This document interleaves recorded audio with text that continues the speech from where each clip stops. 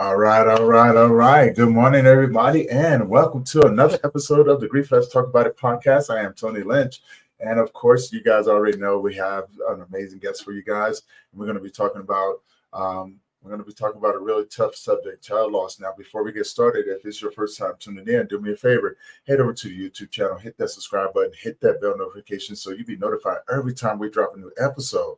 And before I bring up my next guest, I would like to say that this is for educational purposes only. And if you have any questions or comments, please put them in the comment section. Now, I'm just going to bring him up here. Without further ado, I'm going to bring up my brother in grief, Oscar.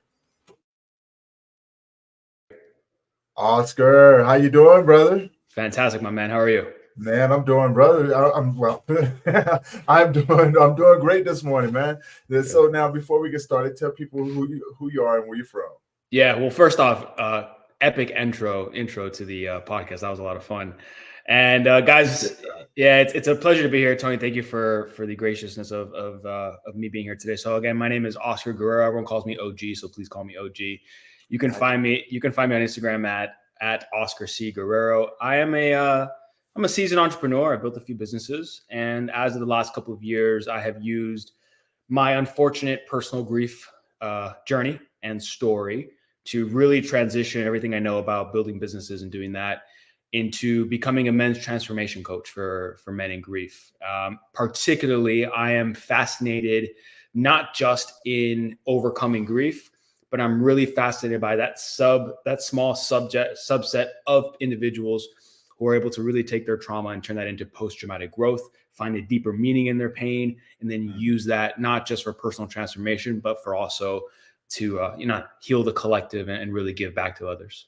Yeah, I'm a huge component, man. I'm a huge component of working with men in grief. Something that's very near and dear in my heart. And you and I, we've had a conversation. We've talked about it. We connected on that level, man. And then some, right? We got a lot of things in common when it comes down to not only working with men, but starting businesses and things like that. Now, let's talk about your journey before your life changed. Sure. Who is Oscar? Sure. So guys, I am a Colombian American. I was born in South Florida. I grew up in South Florida, and I've always said in a lot of my own videos, I grew up in a really great household. I have two amazing parents. They were very loving. I didn't grow up with a lot of trauma, and I grew up in a house of entrepreneurs. I grew up in a house of always supporting endeavors, whether that was traveling abroad, living abroad, or just doing different things here and there and being able to have the freedom to experiment. My family gave me that. And so, I've always said that growing up in a household like that allowed me the ability to feel comfortable in my community and in my space. Mm-hmm. But that came with its own challenges of, feeling love, being loved, accepting love, etc. And I met my beautiful wife about 8 years ago at Royal Caribbean. We used to work at Royal Caribbean, the big cruise line. Okay. And yeah, you know what? We started dating. One thing led to another, and we were pregnant. And very quickly had our son. His name was Oliver, and that's really where all this begins. Yeah, because man, that Royal Caribbean, man. I've been on a cruise or two, one or two on that nice little cruise ship there. Best experience I ever had, man. Yeah, they're the best. Traveling, seeing the world, different cultures, being a part of that what they say that 5% that never leave the United States. Yeah, was huge for me, right? Because I did grow up in a household in the projects and things like that, where most people don't even see that opportunity. And you coming from a background of entrepreneurship, seeing that other side, I think it adds a lot of different perspective. Working with men, right? Mm-hmm. But it also has its own set of challenges as well. Now your life changed. Mm-hmm. Your life has changed in a most dramatic way. Yeah. So there's really no easy way of kind of going into this, but I remember the day. It was March 16th of 2020. Now that day might strike some of you as, that's an interesting day. And if it doesn't hit you right away, the reason for its significance is March 16th of 2020 is the same day that the United States went into lockdown. Mhm. First official day of the pandemic in the United States. And so that day, I believe it was maybe a Monday or a Tuesday. And my son at the time, his name, again, Oliver James, we call him Ollie. Ollie went to daycare. He loved it, loved daycare. He was a really active kid, full of life, full of energy. And he just was happier being at daycare where he could be with his friends and teachers and such. And obviously that specific day, everything got closed down. So there was no daycares, there was no school, there was nothing. And that day, my wife and I came back to my family's house. It's actually where I'm at right now. We came back here for the pandemic, and typical day, Tony. You know, we went to the pool. Literally, I'm looking at the pool right now. I would turn my computer if it didn't mess everything up. But there's a pool right here. It's a pool that I grew up with. And throughout his entire life, he was 2 years old when the accident happened. But we always had the netting around the pool. Any parent out there, you know what I'm talking about. There's the netting around the pool. Well, again, go back to that day, March 16th. We're all home. You know, we had gone to the park earlier that day, had lunch, we went to the pool as well. And there was a little bit of a gap in the afternoon. And between that gap, it was about 3 to 5 p.m. I had some work calls. Again, I lead sales teams. My wife was going to take Oliver to the park, whatever. You know, it's interesting when tragedies like this happen, Tony, and I'm sure your audience can resonate with this. They usually happen when everyone's around. Yeah. It's not when it's just one person or, you know, two people, because you're a little bit more vigilant of what's happening. But when everyone else is home, there's this, I suppose, a momentary lapse of, oh, he must be with them. And Yes. that's what happened to my wife. She assumed that he was with my father, who was maybe watching Mickey Mouse. I was on a sales call. My mom was working. And fast forward, my mom walks out. She asks Rebecca, my wife, she's like, hey, where's Ollie? And this is my wife's word. She goes, in that moment, my heart sunk. Almost as if she had a premonition or already knew that something was terribly wrong. Right. She scours the house, doesn't find him, walks out the back. I remember this so vividly, and it's probably a memory I'll never be able to get out of my head, is I remember the scream, like the shriek, the yell of my wife. And just the same way that when my mom asked her, hey, where's Ollie? Her heart sunk. My heart sank when I heard the scream. And yeah, I remember, again, I was on a sales call. So I was like, excuse me, hold on a second. I look outside and Rebecca's outside near the pool with Oliver giving him CPR. And I'll say this one last piece and I'll leave it here. The part that struck me the most and the part that stayed with me for several years as a father and as a man was throughout his entire short life of 2 years, I was always so on top of things in terms of if he was going to fall down, I would grab him, right? If he was going to fall off the couch, I'd grab him. I remember one time I was getting a tattoo and he almost fell down the stairs and I jumped out and I grabbed him. I was always there to protect and to be there when things were going to go badly, if you will. And I remember in that moment, Tony, I didn't react. I went into a shell. In other words, I better said, I didn't respond. I reacted, and I reacted to curl up in a little fetal position and kind of just like sit down in a ball. And I didn't know what to do. And yeah, again, there's so much more to the story, which we can dive into. But that day, my wife found him in the pool, and my response was to curl into a ball and not move. Brother,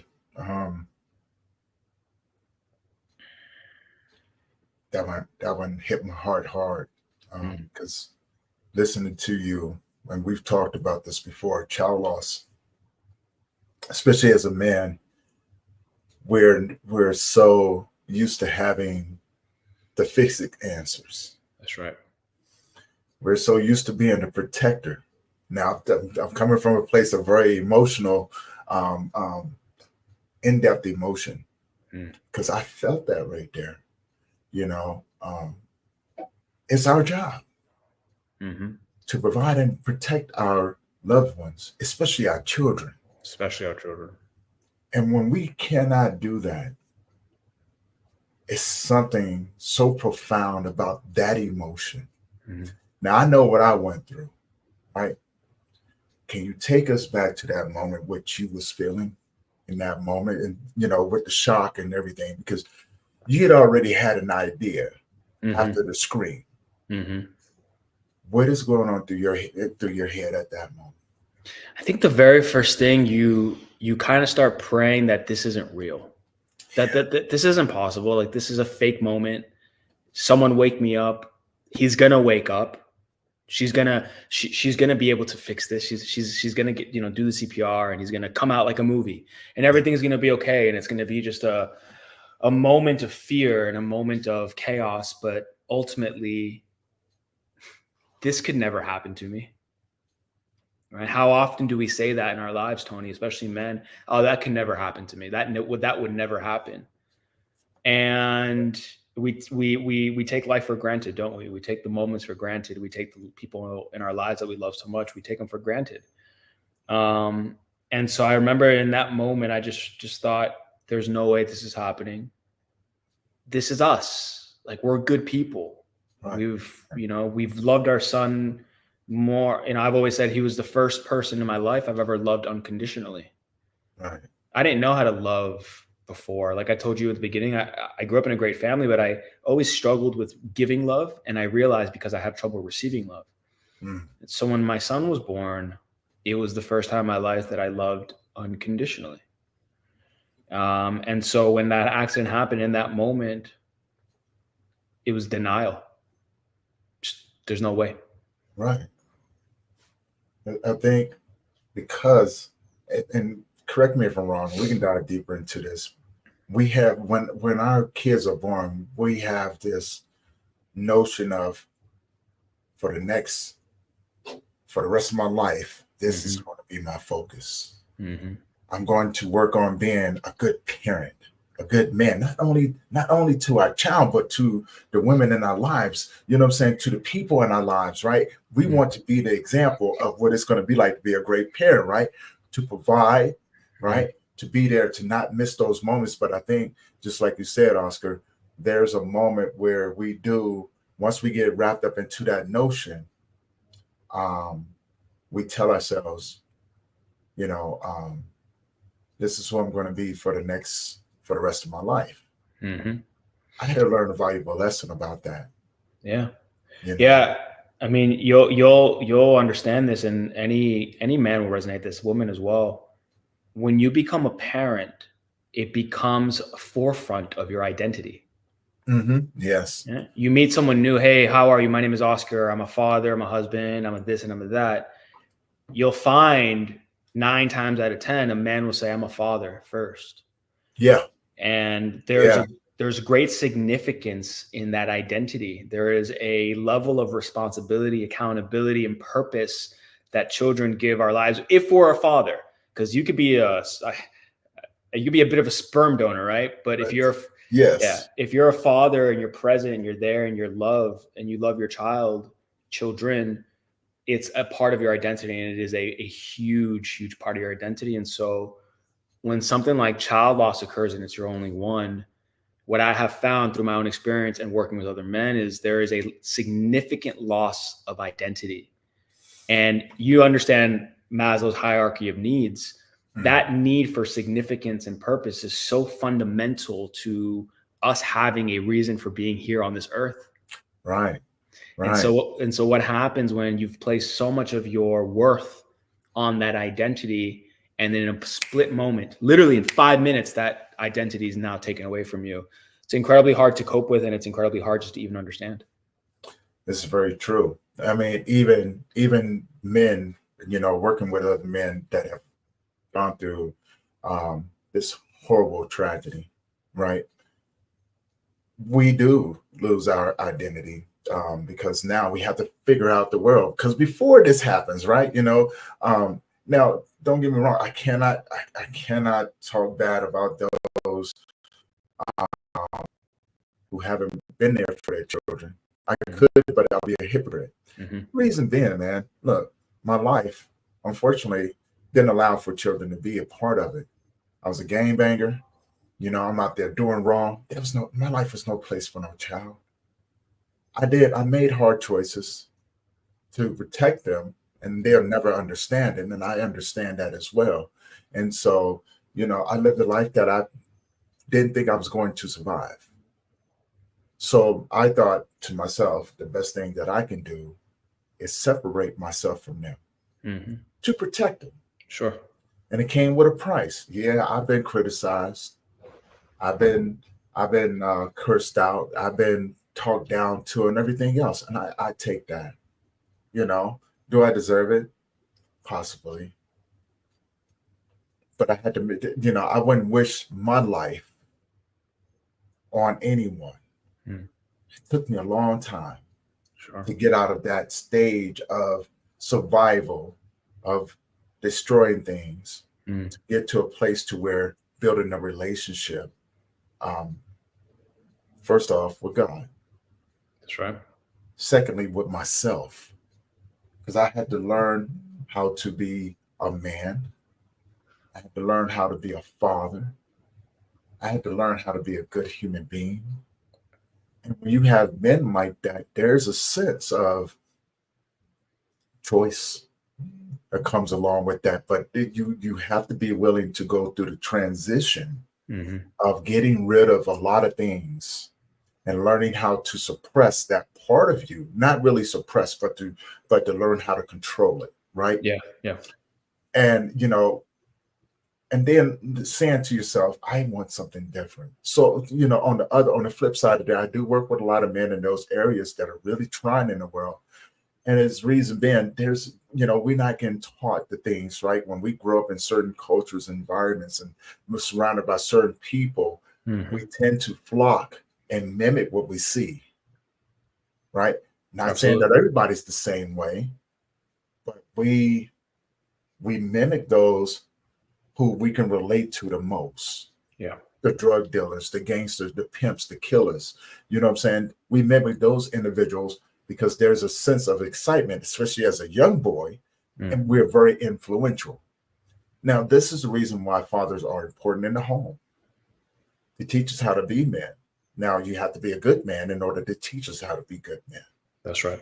But also we need good women in there to teach us what it's like to be a better man to our significant others, because without both of them enjoying, what I'm saying, we are lacking in certain areas. So what, fast forward, we get to this stage in life and we decide to make that decision, right? We start from somewhere. And usually it starts from, man, I don't know who I am, to going, I'm a father, but I have nothing holding me back anymore. So I think I better surround myself with other good men, because I went through the whole process, and that was just me. I had to surround myself with good men. So men's groups, all of those different people that I was like, man, I need to learn. Right. Then I realized that they was just as messed up as me. I was like, well, shoot, that ain't the way I want to go. But the best thing I ever did, though, I turned to God and I said, look, I don't know who I am. I don't know how to be a father. I don't know what a man is like. And then I began to mimic his fatherhood to me. Sure. And and it's not for everybody, right? Because everybody's going to be different. But I started thinking to myself how we're loved, how he's provided for me. I began to use that as an example. And my son taught me how to be a man, right? Because he checked me in a bunch of different ways. Hey, Dad, I'm just a kid. I want to do it. I was like, man, you know what? I can't be mad at you right now. Come on, let's go climb the tree, man. So, I would say that I've had some really good people in my world that taught me. Yeah. And you work with men as well, teaching them how to get over those humps and figuring out their identity and things like that. Now, what were some of the steps that you took, right? And I know, right? Like, because when we lose our identity, when you lost, well, I'm gonna give you a better question. Who was you when you lost your identity? Who was I when I lost my identity? Oh man. Well, I'll start off by saying this, and this goes back to what you were saying, Tony. And it's a good analogy. One of my mentors taught me this, that it's okay to get to a point in life, but if you're unhappy or if you're stuck at that point in life, it's not okay to stay there. Mm, Right. So it's almost as if saying, be gracious with yourself if you're not where you want to be in life, if you've made some mistakes or if you're struggling. It's okay. What's not okay, however, as a man, is to stay there. In other words, you have options, you have the decision to move forward, to move through whatever that looks like for you, to improve your life and to improve the life of the people around you. So that's number one. um who was I? So, when my son was still alive, I've always been really, let's call it, obsessed, for lack of a better word, with accomplishment and achievement. It's just always kind of been mhm, in my DNA. And so I was already coaching people when my son was alive. I had a coaching program. It was going pretty well. It was growing. I had this desire in my heart to serve, but I was a fraud. mm, I man, Yeah, I was a fraud, man. Like, I would talk this big game about health and this and that, and you know, I would go smoke a joint when I was done with the calls, or I would eat the things that I would tell people not to eat, or I had habits that I would talk badly about, but I was the one doing them. And I was a fraud. I was a good talker, that's deep. and once my son passed away, I lost I lost a lot, and not just physically or emotionally. I lost, like I said, a piece of who I was. Um, and that part of me kind of died for a while, Tony. Mm, You know, okay. I went from a place of I want to serve and I want to coach and I want to speak, to I don't have the ability, the power, or the heart to help anybody right now. And for a good year to 2 years, I went within. I suppressed and I repressed. Mm, And that suppression led to pain. Um, and I became apathetic. I gained a bunch of weight, did a bunch of drugs, watched a lot of porn. I did all these things for the instant gratification, that numbing effect. And it just realized after a year, year and a half, that all I was doing was escaping, and that I was no longer the man that I thought I was. I no longer was the man that I told my son I was going to be. I was just surviving, and I mm. wasn't even doing a good job of doing it. Man, when you said that, I'm saying to myself, now this is what I'm talking about when I talk to other men about these similarities that we share across the board, right? And it seems to be this blueprint that we all follow as men, right? We go inside, just like yourself, go inside. We Yeah. beat ourselves up, man. Oh yeah. We beat ourselves up. We do these things not even knowing, Mm. right? Because if you know how to survive in the world, it's easy to go back there, right? It's easy to go back there. And I remember, and tell me what you think about this. I remember thinking that I had been lied to in the world, right? Because I Right. had these big promises of I'm gonna be a father for X amount of time in my life. I'm gonna do all of these different things, right? Right. Right. And when I felt that if I was lied to, dude, I was like almost every man out there. That anger came in. Hmm. I my on the outside, on the outside, I got this brave face on because I knew people was watching me what I was doing, right? And they were just watching what it, oh my God, like Tony's strong. And it was easy for me to portray that I was strong. On the inside, my life had fallen apart. I'm Crumbling. ready to. I remember saying this to someone. Um, they go, if you can do anything right now, what would you do? I said, I would destroy the stars to get my son back. You have no idea. I would destroy this earth to get my son back. Hmm. And they looked at me and was like, whoa, that's you are really in a bad place. And I looked at him and I said, you have no idea the Hmm. demon that's coming, The demons. Yeah. the demon that I'm about to unleash on this world. Mm. It's nothing. I'm about to do it. And something inside of me said, hey, what is that going to accomplish? Right. I go, I remember telling myself, I want people to feel my pain. Yeah. I lived in pain my whole entire life, but this was something different. I said, I want people to feel my pain. So Yeah. those people who I want to hold accountable, oh, I'm about to take some away from them. But I did. Yeah.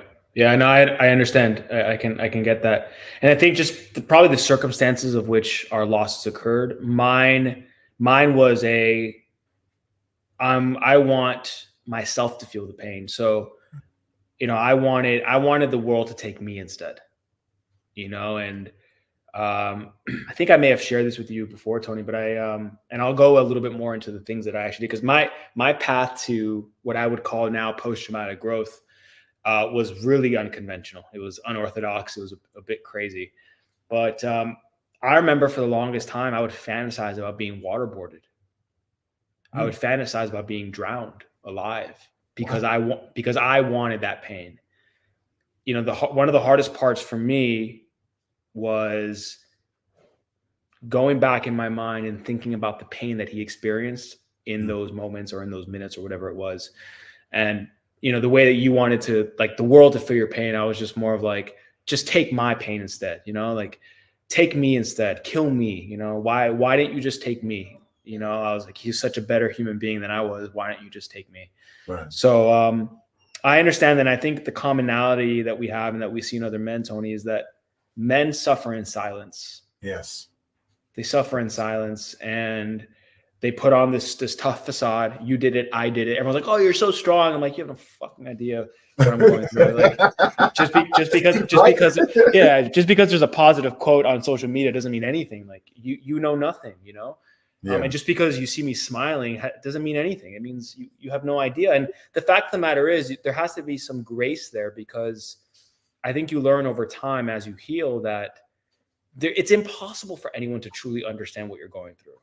You barely understand what you're going through. Exactly. You know what I mean? And Yeah.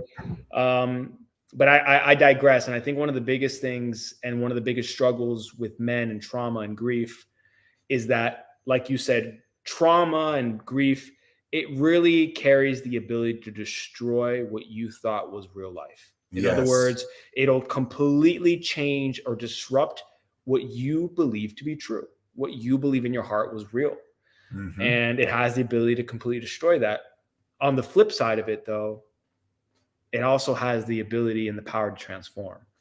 And Yeah. and that's the work that people like you and I are really aspired to do. Yeah. I want to talk about that a little bit because you said something. I want to let's dive into it, man. Yeah. How was it unconventional? You rebuilding yourself in this new norm, right? Yeah. This new world that you now live in, because the world has changed. The Yes. things that we thought that was not possible, we now realize that they're now possible. And the reason why I say that is because I had to begin to tell a truth about the world. No one ever said that this was a guarantee to me. Mm-hmm. And that came through a lot of bumps and bruises, you know what I'm saying, and rebuilding my relationship with God. Right. And I was going, you know what? You lied to me. He goes, no, you lied to yourself. Mm-hmm. I never gave you that promise. You gave yourself that promise. And then you believe that as to be your truth. But the truth of the matter is that nothing says that we were exempt from this. Since the beginning of time, no one said that we was ever exempt from this. And then it dawned on me. I was like, man, how much more have I lied to myself about, right? As I'm starting to figure out my new world, and how am I going to start to live it, right? Mm. What was your process like? Yeah, it's a great question, and what you said was really powerful, man. And I want to just quickly touch on that before I go into my Yeah, process. yeah. You know, there is a loss of faith, and people always relate faith to one thing, but I do believe that when something like that happens as a man, if we repress those feelings, we lose faith in ourselves and we lose faith in our God, or what was God for us. So Right.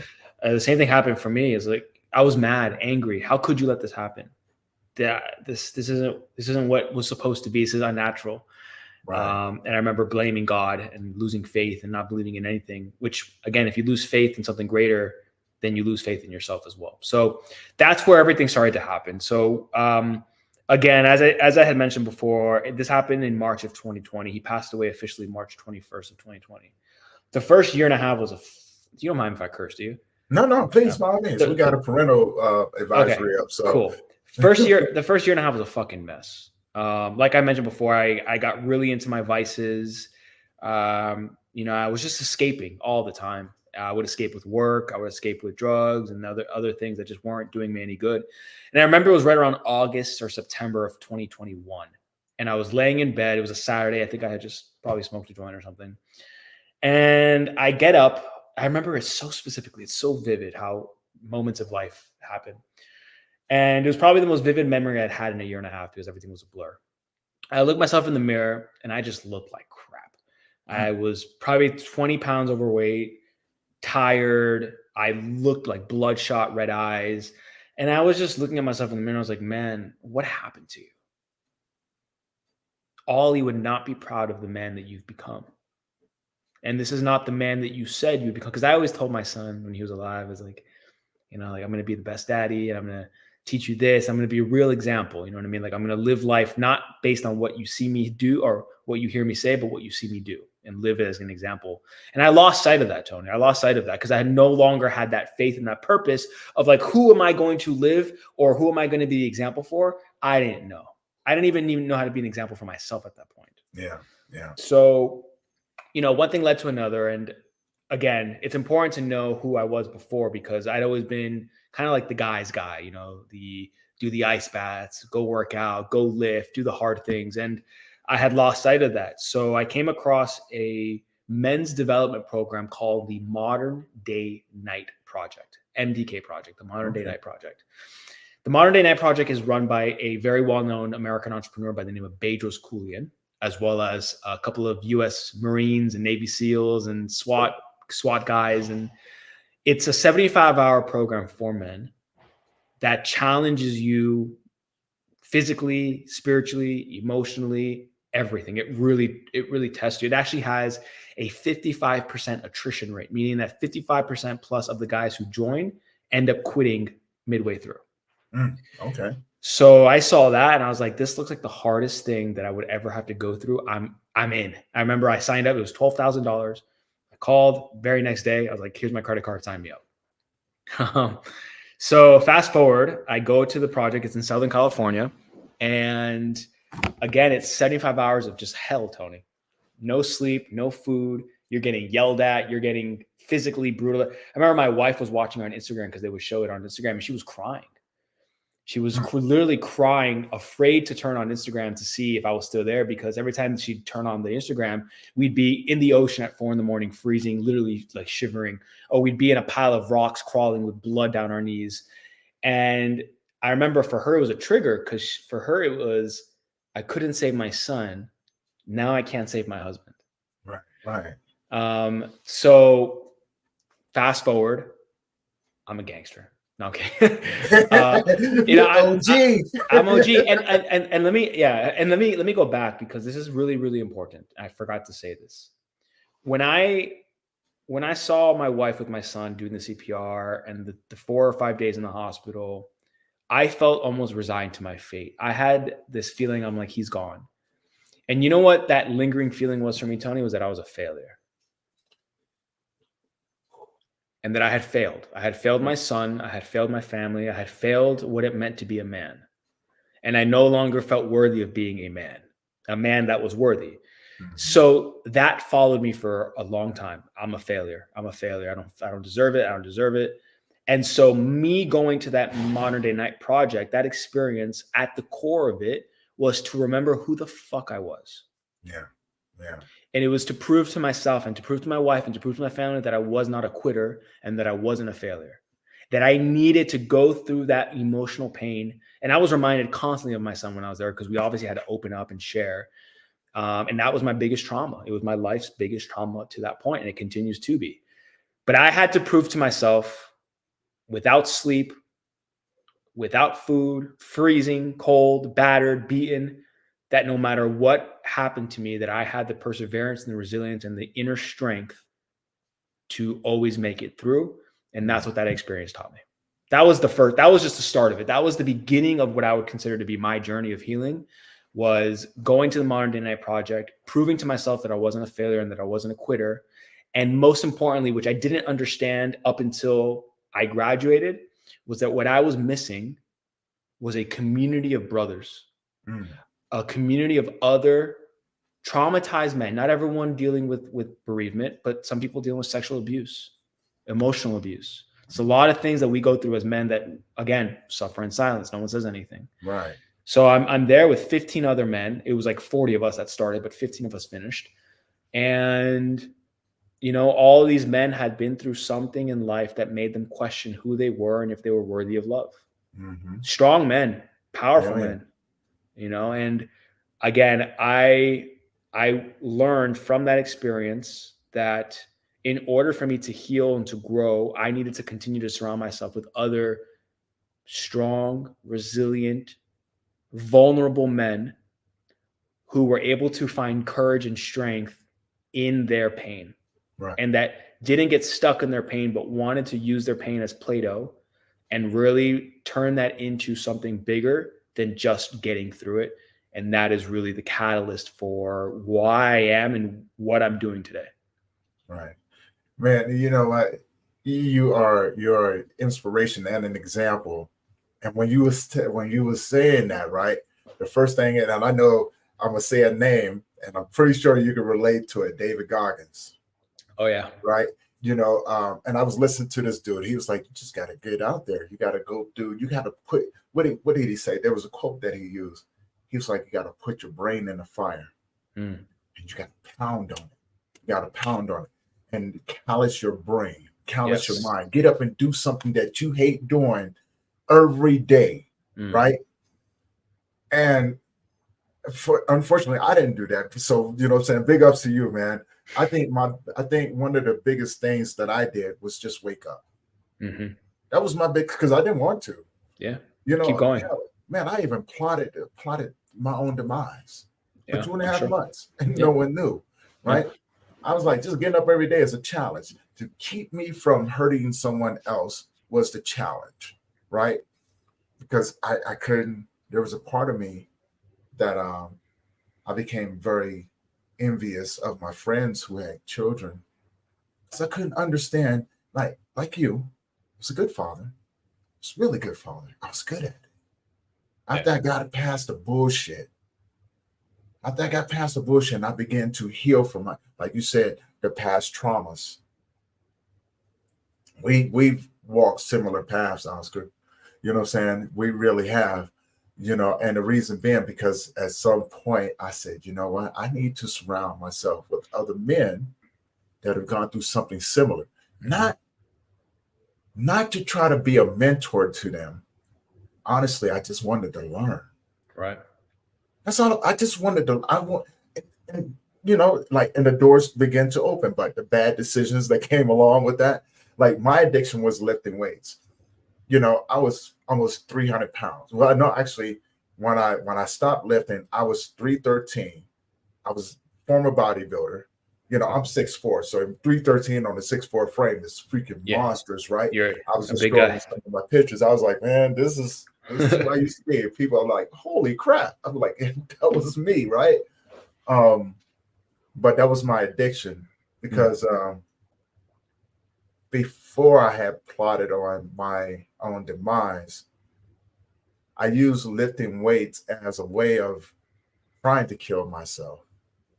Dude, I had a bench press of over 500 pounds, and I would push that limit, hoping that I'm gonna pick this up one day. My arms are gonna give out, and it's just gonna snap my chest or snap my neck, right? Man, the survivor in me was like, no, we're not doing that. Right? You know, pick it up and put it down. Like, oh yeah, I just want to give up. No, pick it back up and put it back up, you fucker. Right? The will to survive was there, right? Yeah. And I was like, oh, well, that didn't work. You know, but I wasn't drinking, or any of that stuff. There was a part of me that said, you know what, we're going to face this head on. I admire that. We're going to see how we fare, Mm. right? But that was just that battle dog in me, Yeah. Yeah. not one life. You know what I'm saying? Telling life, you're not going to beat me, man. Yeah. I've been through too much shit. Mm-hmm. You're not going to beat me, Yeah. Oscar. Man, when I That's say this, yeah. life whipped the shit out of me. Yeah. Yeah. I Took me can a tell. long And time. Yeah, I commend you so much for not falling into the other things, which I'm sure in your experience you've noticed most men do. You yeah, know, oh yeah, most of us, our escape is the easy stuff. You know, yeah, you had an inclination towards the hard, as do I, but also I have an inclination towards the easy as well. So I had a similar battle as you, but I felt, I don't even like to use the word victim because I believe we live in a generation, a society of victimitis, but mm, um, understood. I did allow myself to be a victim to the alcohol and the boot and the drugs and all that. So yeah, it's a battle, but it's either way, an addiction is an addiction, whether good or bad, right? And Right, right, right. we all work through our things in a different way. You had one way of doing it, even though it was a good addiction. But if something were to happen, it's like, oh, hey, I'm inviting it. Yeah, yeah. Well, I made it a point, right? Because I had started a personal training company and was very successful at it, right? And so I didn't work out in your gyms. I turned my garage into a gym. I had everything that you can ever imagine in there, right? And so Yeah, that's where I got down at because it, I was a beast, right? You know what I'm saying? The way that I worked out, I didn't go to a gym. I was like, I gotta be able to get it in, right? And go beast mode if I need to. This is the best way I can do it. And plus it's convenient because my workout routine was like I get up in the morning, empty stomach, go hit the treadmill, go work out. I was on a bodybuilder's routine, yeah, right? And then from there, first meal, go hit the gym, boom. I do that for probably about an hour, go to work, boom, come back home, eat my meals throughout the day, come back home, you know what I'm saying, work out again. So three a day, right? 3 day. Yeah, I had a workout routine that you know how most people do supersets. So I had a superset with a pyramid, meaning that I would start off with three conventional workouts. And as I'm going, I'm adding in a workout till I get to probably about 10. And I'm increasing weight as I'm doing. And then as I'm starting to come back down, I'm decreasing the weights, you know what I'm saying, lessen up my reps. yeah. And I would do that for probably about 3 or 4 hours in the Wow. gym. But that was who I was, though, right? Mm. And I stopped feeling pain. And I wanted so bad to hurt more than what the loss had given me. I Yeah. was chasing that Mm-hmm. in the hopes of maybe my heart will explode.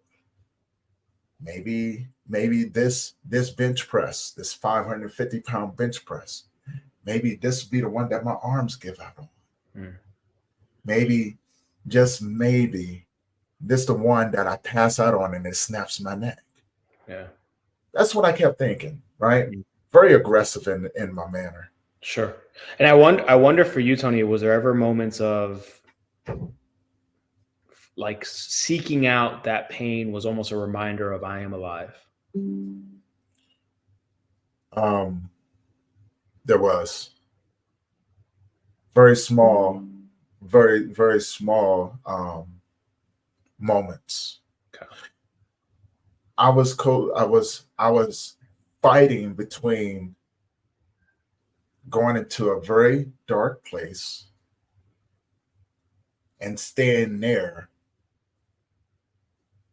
and wanting somebody to come and save me. So the victim Mm. mentality. I just wanted somebody to save me because I had done Sure. a lot of healing Yeah. prior to, so I could be a father.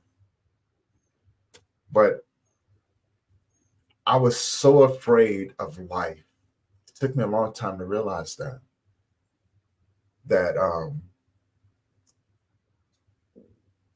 I just wanted it to be over, I get that.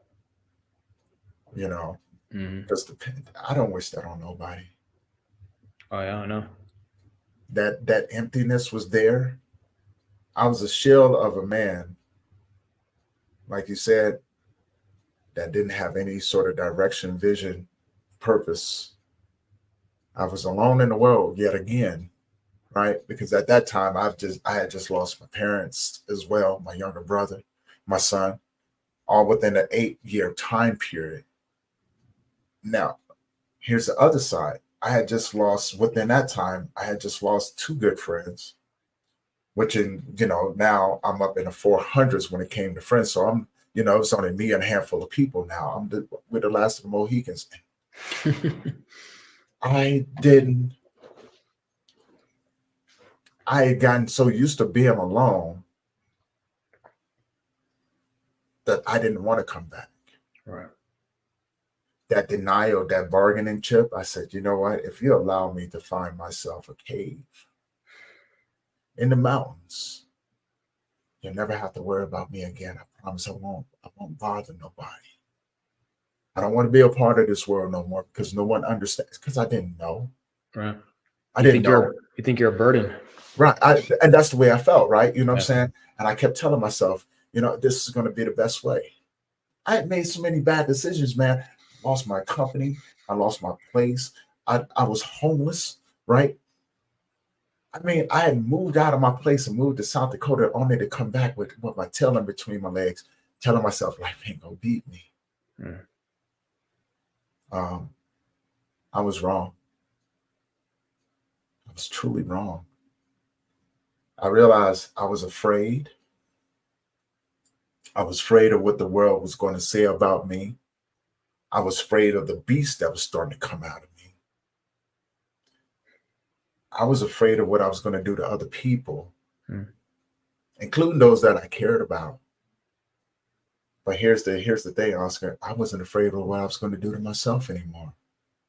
I had no fear of dying. It was non-existent. And that former self came back, right? And I just said, doesn't matter anymore. I can't go back to being who I was,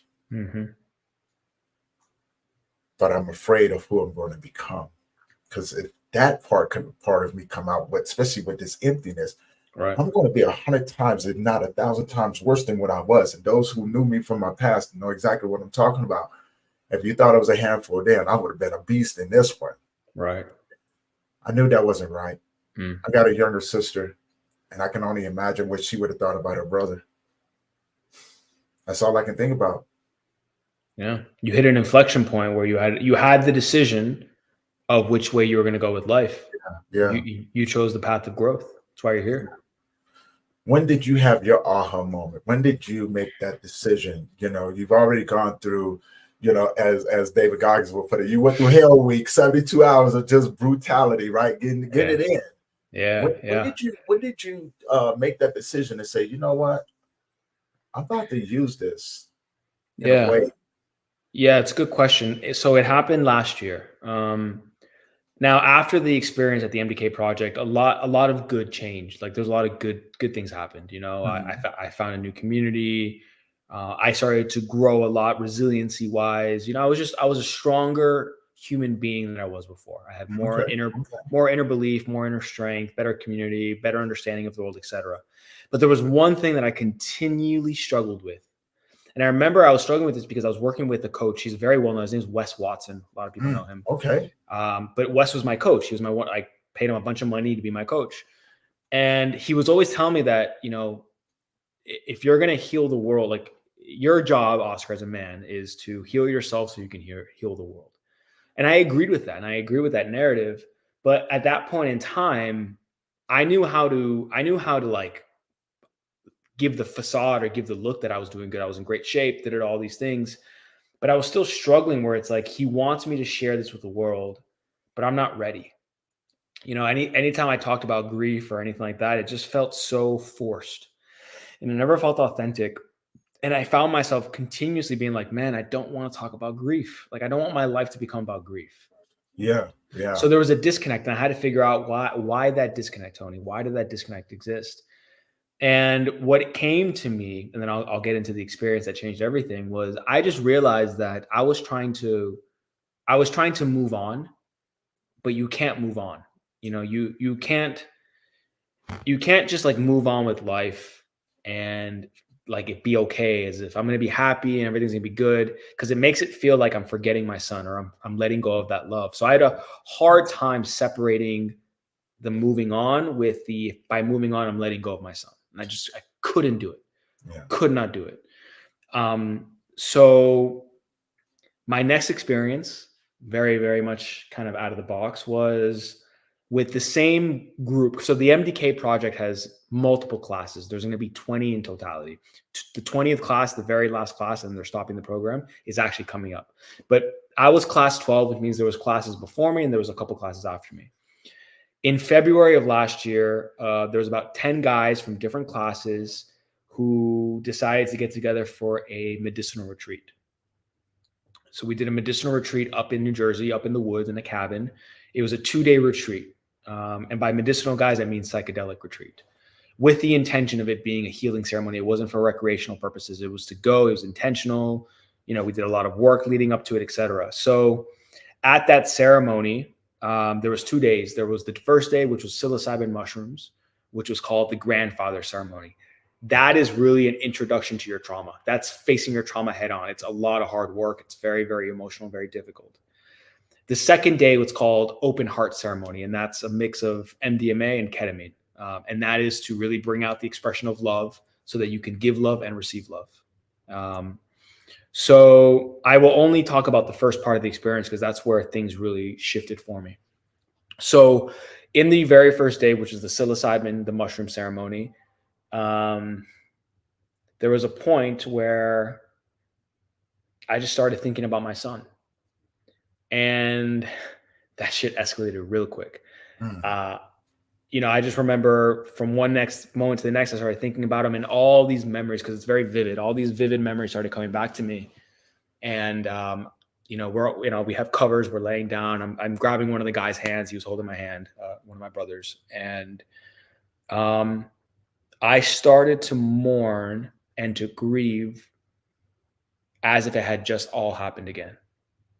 And I mean, Tony, I was bawling, crying, ugly cry.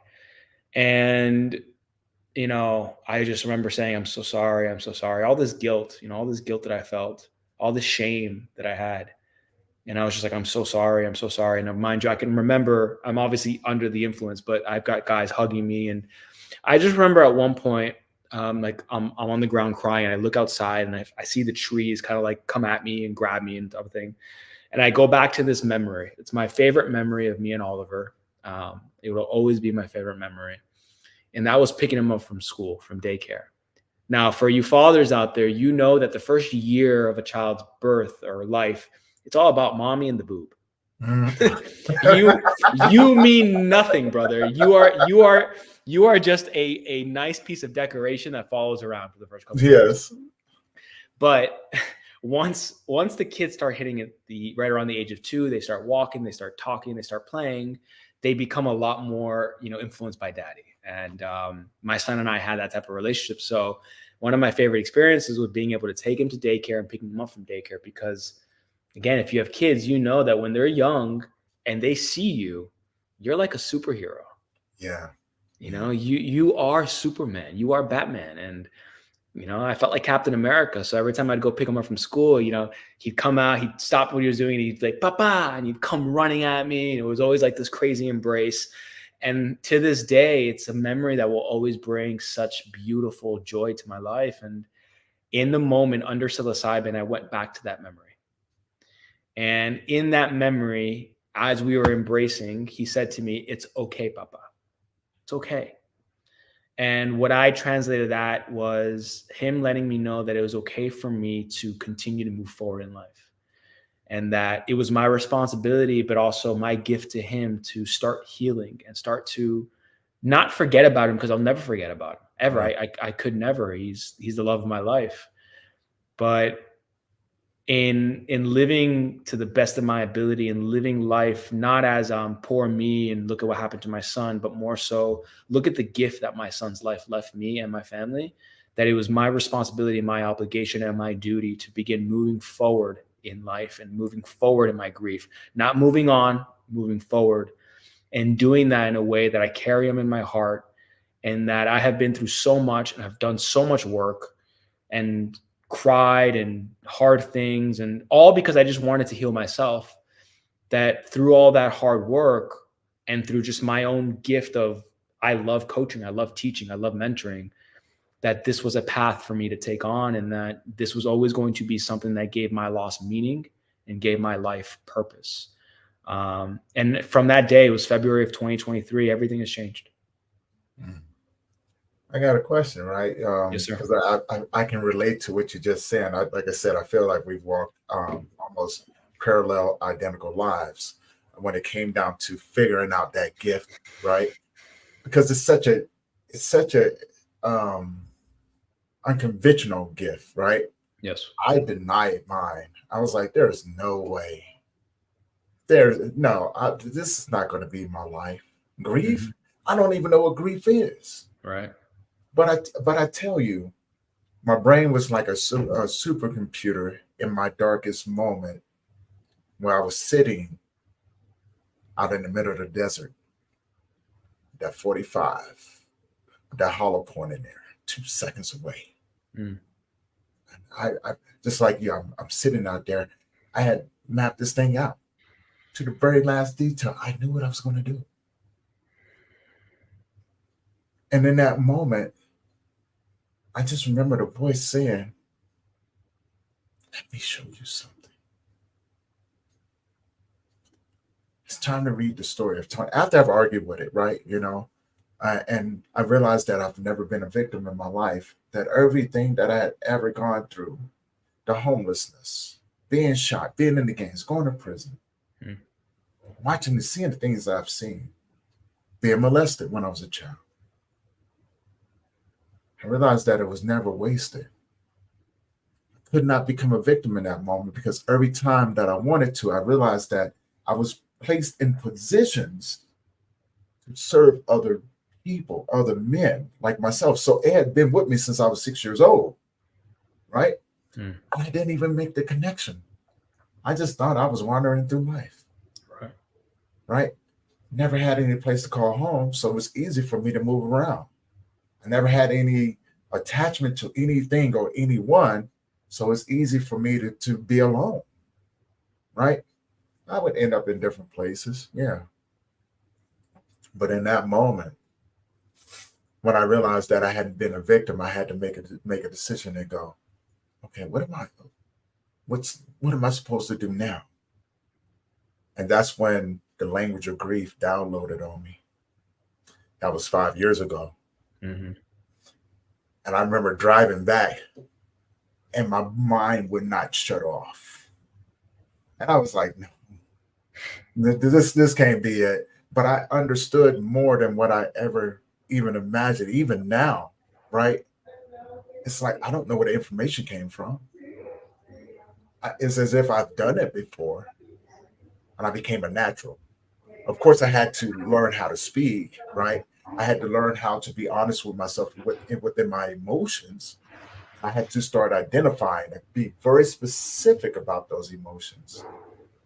Then, from there, it was like everything else just kind of laid itself out. Mindfulness, being present, holding space, the language of grief, trauma, unhealed trauma, generational trauma, childhood trauma, all of these things. Yeah.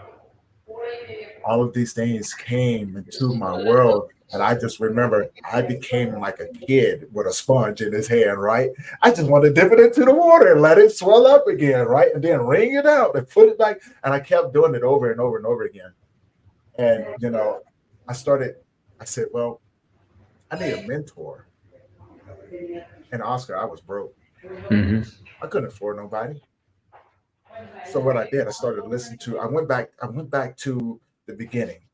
started listening to motivationals again.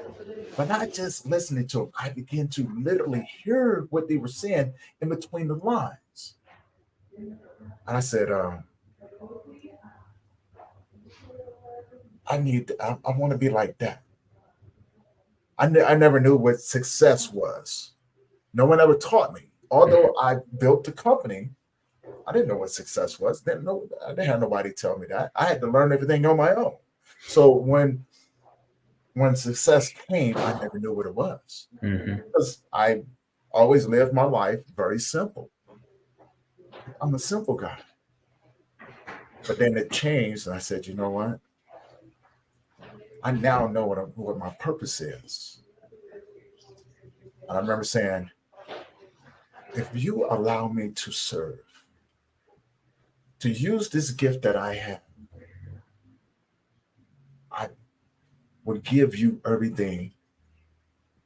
I would give you the glory. I would give you me. I surrender to this thing, to this process. Just allow me to build a legacy, to help men like myself. And that was the determining factor right there. I've been walking that path ever since then. Yeah, man. Never understood. I never really wanted anything, extravagant out of life. I just wanted to serve, man. I just wanted to do something for someone else that I wish I would have had somebody for me. And I became that version that I needed for those other men. And that's all that really mattered to me, man. That's all. And even now, that's all that really, I'm having fun. Yeah. That's what matters most. I have a bit of an unorthodox approach to all this. And when it comes to grief, I've had some people call me the antithesis of the grief community. But I'll say this, Tony, and this is something that I'm sure you'll resonate with, is the greatest thing that we can do to heal is to not just heal ourselves, but take what we've learned to heal other people. And, we live in a society in an age of digital distraction where everybody wants money, everyone wants the boats, wants the cars, wants the acclaim, the recognition, and all that's great. And that's part of living a material, having material possessions in a spiritual life. It's okay to have those things. It's okay to want those things. I think what deep loss and tragedy teaches you is that those things are fleeting and they really hold no real value in life. And that the true life, the real value in life comes from the people in our lives, the love that we have, and the experiences we live, but more and on top of that, the impact that we're able to leave. And this work is not sexy. It's it's not like I talk about grief. I help guys with grief. Like, it's not a sexy thing to do. It's I don't even know if it's something that could be big, but it doesn't matter if it is or isn't. And what matters the most is that we can heal ourselves, because you and I talked about this before, Tony, even offline. It's not just about you and me. It's not just about men. It's about families. It's about children. It's about future generations. We talk about generational trauma. Right. Healing ourselves is bigger than just, hey, I'm gonna fix myself and maybe in the process, help my family and help my relationships. All that's great, and that's definitely a starting point. But at the core of it, it goes so much deeper, and it's so much bigger than just us as individuals. It's bigger than us as men. It really is relational. It's familial. It's going to impact not just our kids, but their kids as well. I got a question, because I love that you said that, right? And I may just say it just a little bit different, because right now, grief, like being in the world of grief, right? I can't see myself doing anything different. That healing process, it excites me. But it also excites me to be able to give that to those men that I serve.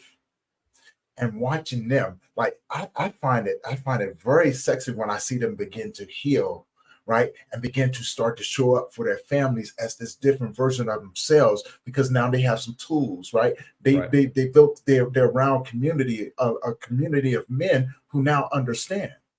And I think that's where I look at the world and go, man, that's sexy. Yeah, that is. That man is showing up for his family. No doubt. He's become a better version of himself. He's become honest with themselves. I see him teaching his kids to have voices in the community, not to be afraid to have these emotions. And he's showing up as he's having the best human experience that he possibly can in this world. And he's giving that to the people around him, which in turn, I'm watching young leaders grow up in the Yes. community. Brother, look, I ain't got much in this world, but that right there, yeah, that to me, I find it exciting. Yeah. Because I know it's not about me, right? So I don't think I really do anything. I just put these men in the room. I come up with a program and say, hey, this is what I use, and it's very simple. Um, let's see what we come up with. And the program that I use is something that I put together. And so, not from a book, just from experience. Like, what are the questions that I need to ask in order to move forward, right? To begin the healing process. That's why I started Memories of Us. And it was pretty much just that simple. I wanted men to focus on the life of their loved ones, not the moment that changed you, Yeah. but the moments Right. that changed you and who you were at that. Now, you'll never be that person, but you can take those and be able to apply it as you begin to heal. Through healing, Mm-hmm. but being honest with yourself, where did it all start? See, we focus on the memories, but I also walk them through the process of going, who was you before that? Right. What was the challenges you had? And we found that, like you said, Oscar, there's things that men go through that we don't talk about. But when you surround us by other men who've gone through similar things, you realize that it's not so uncommon for men to have gone through sexual abuse, to go through verbal and physical abuse, right? To have that second language of anger. And once you understand the foreign language of grieving men, then you can be able to talk. Now, let's be honest. Who did you need at that moment? Who are you now versus who you were back then? Who did you need? So I get them to go back in and begin to heal those different parts of them. Yeah. Yeah. I love that. Yeah, and just walk them through the mud because, like you said, Oscar, healing is hard, man. It's almost harder than the loss. Yeah. Right? You know what I'm saying? It's painful. It is. It's not pretty. You know what I'm saying? And you're gonna want to give up. You're gonna be mad at the world. These are all normal. All normal. You're gonna cuss out some things because you're gonna be like, this man, no. Let's not focus on that. Let's focus on, not being a victim because you're here now. You survived. Let's start to turn this thing around and begin to get you in a place where you can live a better life, a fulfilled life, one that you can now be able to receive love, receive the information that you need to show up. Not just for yourself, because it's bigger than you. So I get them to see the world in a different way. It's bigger than you. It's bigger than me. You got that person dependent on you. Yeah. But most of all, you are dependent on you moving forward. Yeah.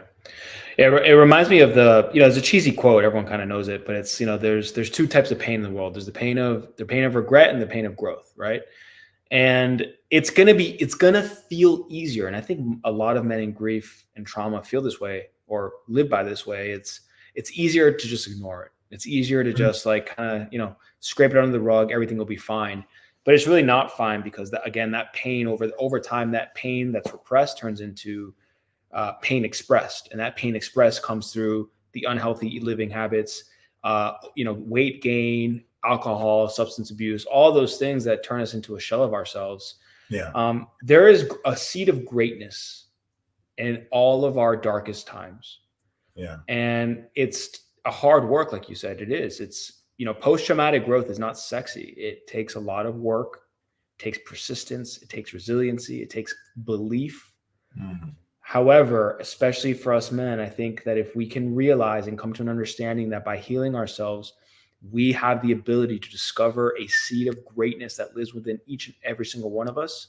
And that by finding that greatness, we can give that back to the people we love most in this world. We truly have the ability to live something special and to not allow our trauma and our grief to run our lives, but rather using it to find meaning and find purpose. There's no greater gift. And, I hope through your work and I hope through my work that, we can help more and more men start to change the narrative around grief and stop making this a thing about men have to be tough and hold the strong face and, suffering in silence, and then falling into suicide, depression, all these things that are just ugly.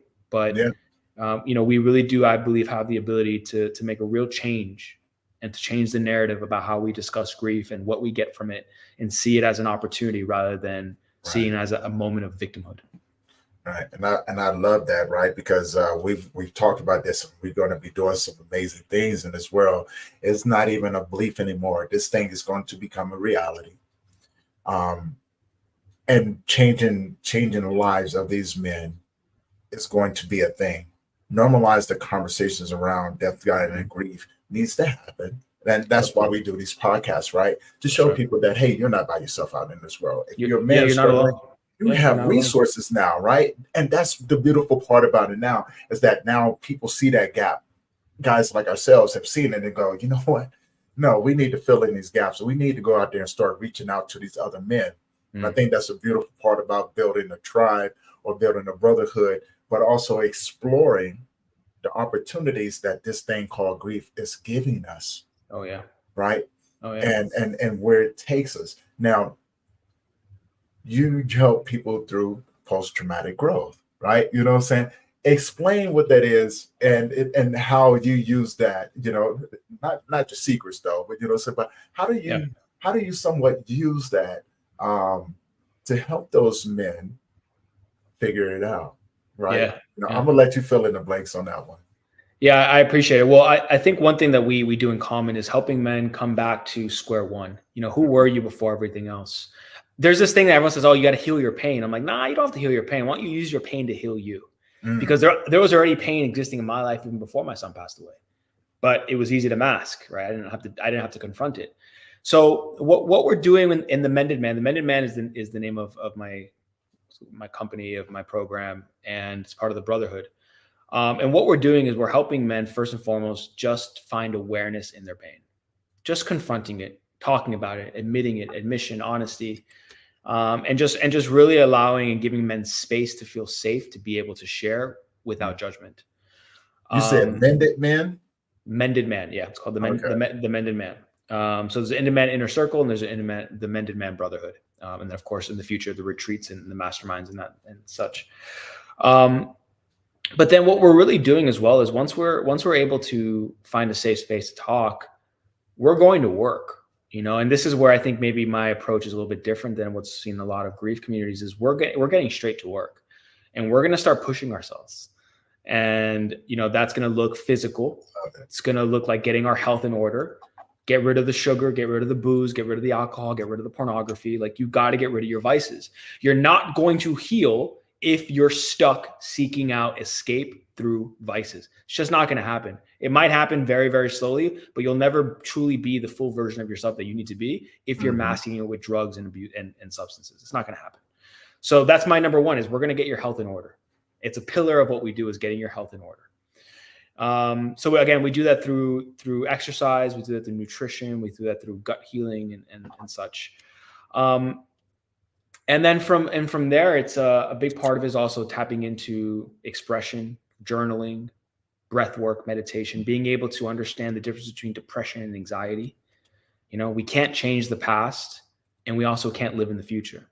So really teaching men how to express themselves emotionally through journaling, through breath work, learning how to calm that anxiety that lives inside, because men are anxious. So we need to learn how to work through the anxiety. And so we teach men how to breathe, how to control themselves, because as you know, if we live in states of chaos and stress, anxiety, depression, well, guess what, Tony? We're usually not very well emotionally equilibrium men. We're quick to react. We're quick to get angry. We're quick to get emotional. Guys, if you're listening to this, your women don't want you to be emotional. They want to rock. Okay. They want a man who's willing to be vulnerable, but can also keep their emotions in check. Right. That's what we're teaching men as well, what to do. And then finally, it's really the brotherhood. It's community. Love it, man. Yeah, it is. It is not just finding a community that you feel safe with, but it's also finding a community that holds you to a higher standard. Like if you're going to work in the men to men, if we're going to work together, this isn't just about moving forward in your grief. This is about using your grief and your trauma to turn yourself into the most powerful, savage individual you've ever seen in your life, so that you can look at yourself in the mirror and be proud of the man you see looking back at you. So you can be proud of seeing yourself naked. So you can know that no matter what life throws at you, because guess what? What happened to you is probably not the first thing, and it's probably not going to be the last thing that ever happens to you. Yeah. So who are you going to be? What man are you going to be in this moment? What man are you going to be moving forward? And how are you going to handle stress, adversity? And how are you going to handle what life throws at you later on, so that you can, again, become this man that you're going to be proud of, that the people in your life are going to be proud of, but most importantly, that the people looking down on you from heaven are going to look down and be like, wow, I'm really proud of that person. And that's what we want for everyone. I love it, man. Again, oh my God, dude, that excites me, right? I told you, I find having these conversations, just the language of grief, I find it so exciting. I find it fascinating because I'm a student. Yeah. I'm not an expert in it. I'm a student. I'm just a guy that wants to learn as much as I can to do even more, just through my experience, through the teachings, just to be a better version of myself, but to also pass that along and to surround myself with the Oscars and the Mike MCs of the world. You know what I'm saying? With the Jay Lewis's of the world. Everybody, every last one of us out there, with the Chris Fontanas. Chris, thank you for the like as well. Everybody on Instagram, thank you guys for tuning in. If you guys haven't already, do me a favor, head over to my YouTube channel and hit that subscribe button. It's the Grief Let's Talk About It podcast. We got a lot of great videos over there. You never know what you may find. I know you guys are still tuning in, so thank you guys for that. Love you. And like Oscar, that truly excites me, man, because we talked about this before, right? And I'm not going to give out too many details about it, because, you know what I'm saying, when we start to plan this, well, not really plan, when we start to put these things in action, yeah, we're coming with a purpose. So yeah, you guys, we're just bringing it to life. That's it. Yeah, we're bringing it to life. Like I was telling somebody, I was like, dude, you don't understand. When I got into the reality and understood that the laws of physics no longer applied to me, they all looked at me like I was crazy. I said, no, you don't understand. I'm building something from nothing. It's just a thought. Mm-hmm.